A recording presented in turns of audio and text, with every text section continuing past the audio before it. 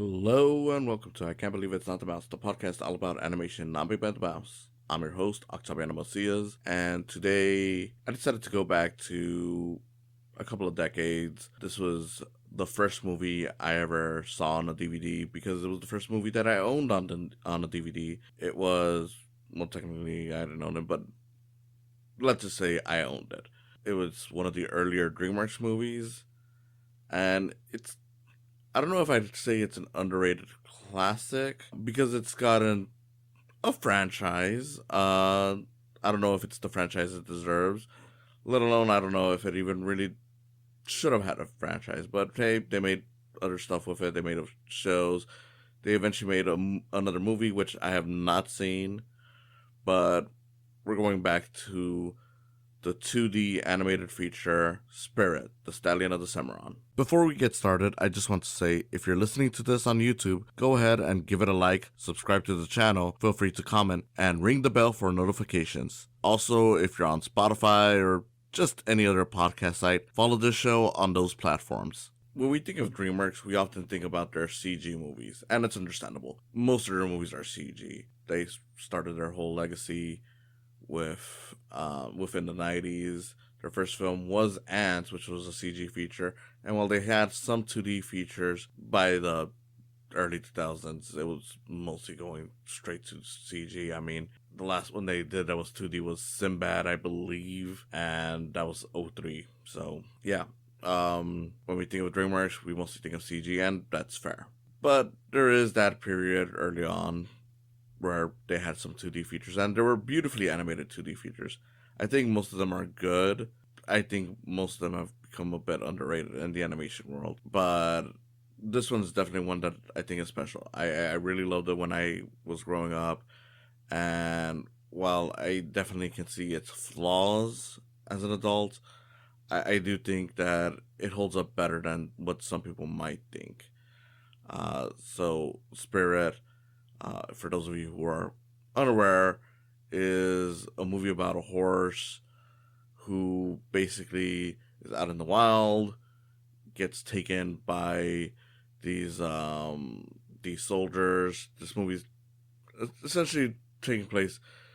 I'm not sure if it's necessarily supposed to be during like the Civil War or anything like that. I mean, you do have like the main obstacles that Spirit encounters being Union soldiers, but again, I don't know if it's necessarily supposed to be the Civil War. It is during that whole period where they're slowly taking over the West, because you of course have a lot of Native Americans right there, indigenous people who are of course living out their own life and getting into their own troubles with the Union as the Union is trying to take over the land.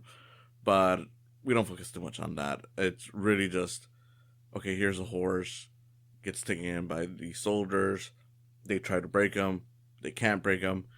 The horse eventually befriends an indigenous man. They escape, bond. The man realizes that Spirit doesn't want to be a horse for people, so lets him go. Then some other stuff happens, and eventually Spirit returns to his home. Wiser horse, I guess you could say. It's very simple, and it kind of has to be. I mean, it is a movie that is from the perspective of the horse. One of the great things about this movie is that, for the most part, when it comes to the animals, the movie is silent. Like, of course, they do the animal noises and stuff like that, but the horses don't talk. The eagles don't talk.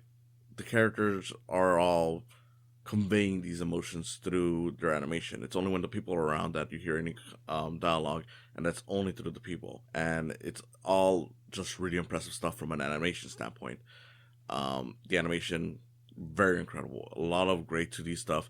They have a mixture of CG stuff, some of which is noticeable, but a lot of it blends in well with the movie. It is really impressive stuff seeing it, decades later, and it really makes me wish that I could see this on a big screen, just because it's just so impressive. Even when I first saw it, I only saw it at home on DVD. So it is definitely something that I think is beautiful to watch. Like, even if you're not too into the story, you'll probably appreciate the animation on display.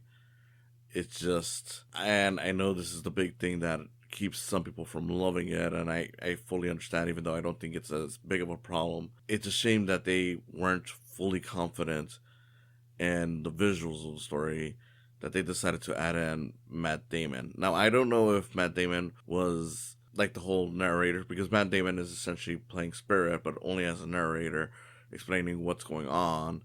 And I don't know whether or not he was there from its inception, like if they always had plans to have a narrator, or maybe after a few test screenings they realized, like, okay, kids are not understanding this, we got to put in a narrator. Because as far as I know, there's no mention of that, but I do think that could be a possibility, just because it does kind of come out of nowhere.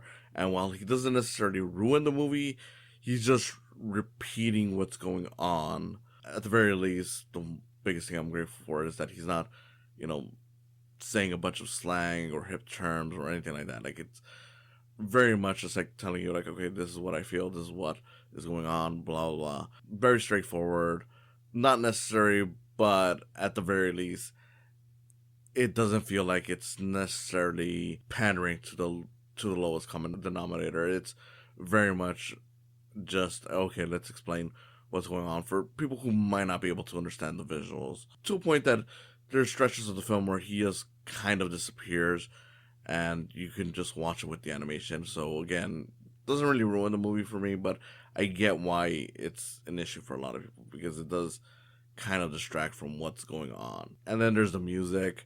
I know the music is also an issue, because there's a lot of songs that come out throughout the movie, paired with the animation, and a lot of it, at least to some people, comes off as very much like, okay, well, if the narration isn't explaining this, then the song will kind of explain the whole thing. Like, hey, look, Spirit was just born, so here's the song, Here I Am. I remember seeing from Summer Mew when I was trying to look whether or not the Matt Damon thing was a last minute addition or was part of it from the beginning. Can't remember who said it, but point is that someone pointed that out, and I'm like, okay, I mean, I've heard of this before, but just hearing that specifically, I'm like, okay, I can kind of see what you're saying, but at least while I was watching it, the music just kind of added to it. I mean, it helps that, I mean, as far as I know, a lot of the music was made for the movie. I thought it was cool, but I can kind of understand that some of it was a bit on the nose for whatever situation was going on, but I didn't really mind it. It didn't feel distracting, like something like in the Super Mario Bros. Movie, where it really feels tacked on.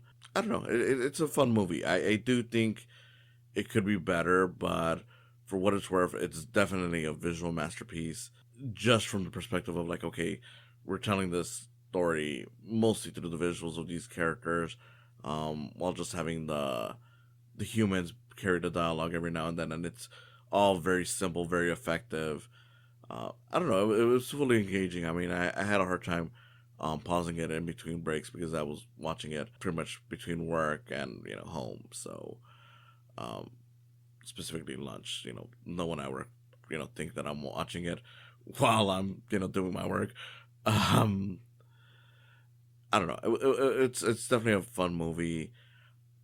I don't know. Uh, I don't know how it plays without the Matt Damon stuff for younger viewers, because again, I do wonder whether or not that might be what got it that.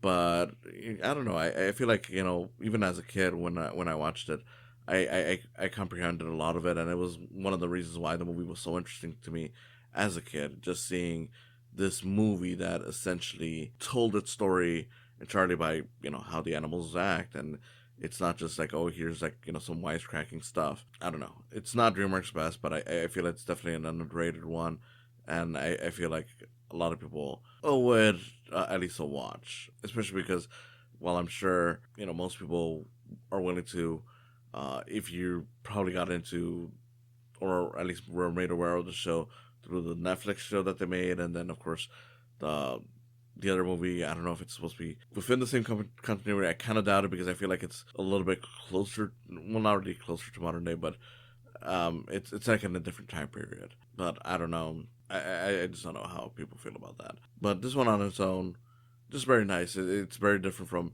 your typical DreamWorks movie. It's very different from your typical just animated movie in general, especially from the West. Especially given its time during its time, people were still very aware of like the Disney Renaissance style of animation because of course a lot of studios were trying to ape off of that. So it was nice to see something where it's like, well, the animals are gonna act like animals.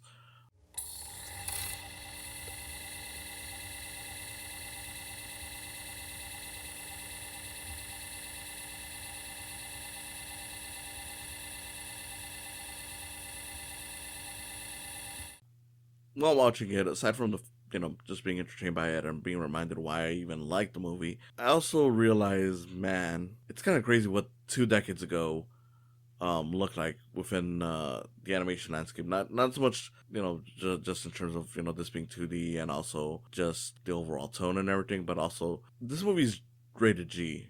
Now I know some people don't even know what a G rating is anymore because I can't think of many movies that get the G rating anymore. I mean, even the Paw Patrol sequel got a PG rating, and that's a preschool movie. But I feel like the rating system has, I mean, of course it has its merits. Of course it keeps kids from watching, an R-rated movie where characters are going to be swearing and doing all kinds of things. But I do feel like it's kind of become a joke over the years because, I mean, it probably always was, but I don't know. It feels more noticeable now than ever just because you got a lot of these movies that are like, okay, well, this is a movie about, I don't know, well, like any animated movie, a lot of them are very toned down compared to some of the G-rated stuff that was there before. Because of course the G rating is supposed to be like, okay, there's general audiences. There's nothing really that'll be that offensive to anyone. Kids can watch it and whatnot.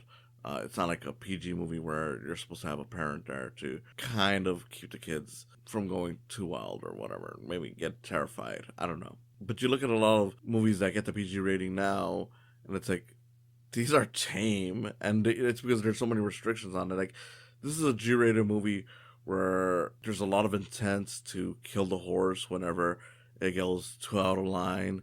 There's a lot of scenes where the horse is being, I don't want to say like full on torture, but it is pretty much essentially being tortured because they're restraining him, hurting him and whatnot, trying to teach him a lesson so that he can break. You even get like the general in the movie, at various points, smoking a cigar, which that's a big no nowadays. It's just all these kinds of things that I'm like, this is a G-rated movie.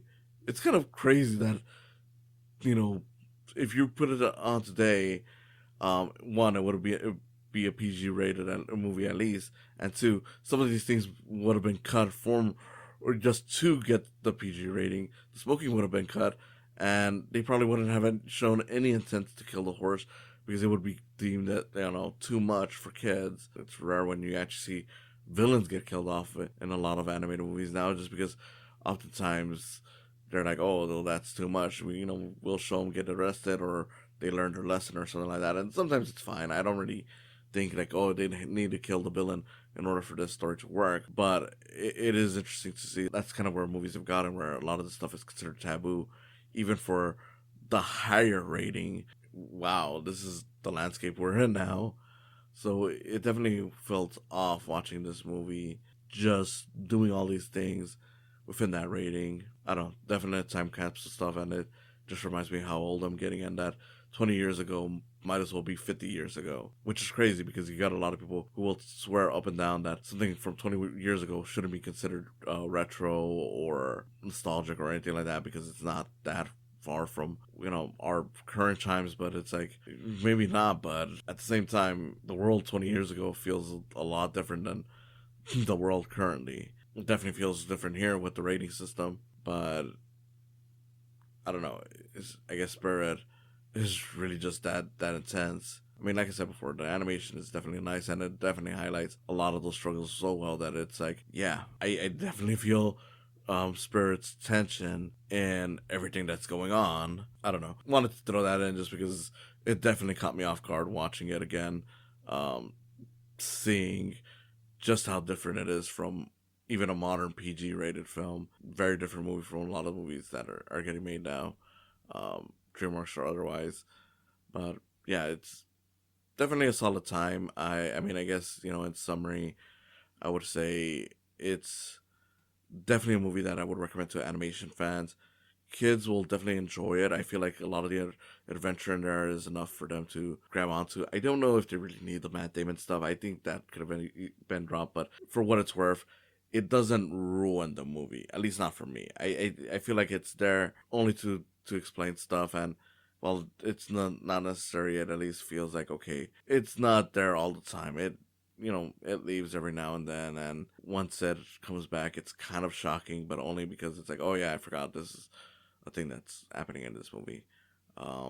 Characters are compelling, even if Spirit doesn't really talk outside of narration. I don't know, you care a lot about this stuff. I mean, I've heard people say that this is way too politically correct to capture just how rough the West was, and I can kind of see that, but at the same time, it's like, look, the movie's supposed to be from the horse's perspective.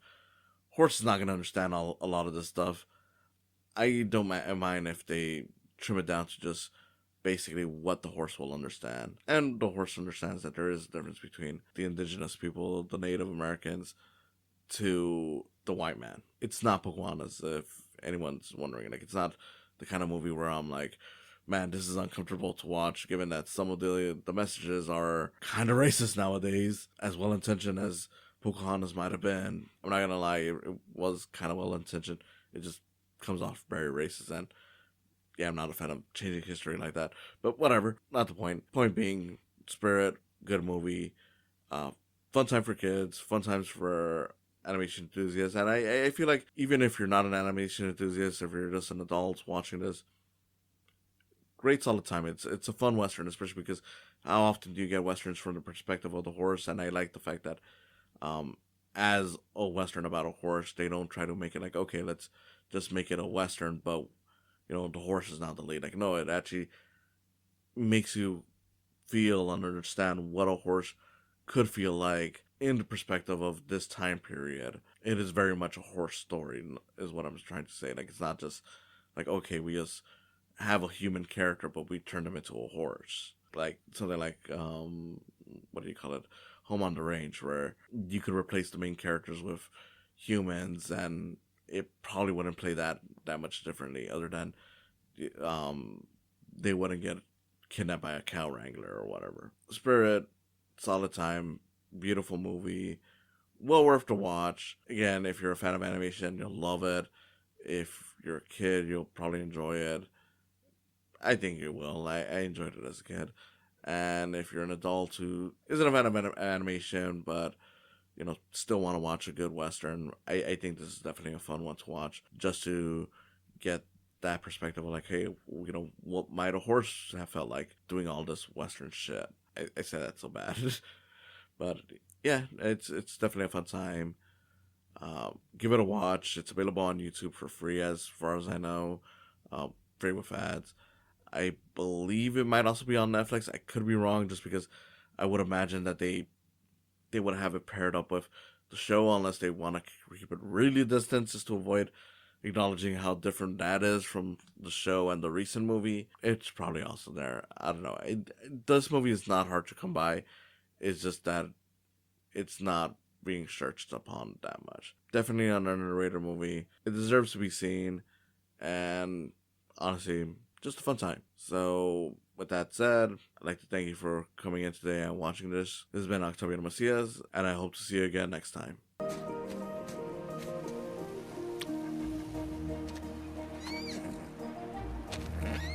Thanks for stopping by. Go ahead and follow this channel. Subscribe, like, and comment. Ring the bell for notifications. Go ahead and also follow my podcast, and give some love to my Patreon account while you're at it. It's www.patreon.com/psycams. Again, thanks for stopping by, and I hope you come back for more in the future.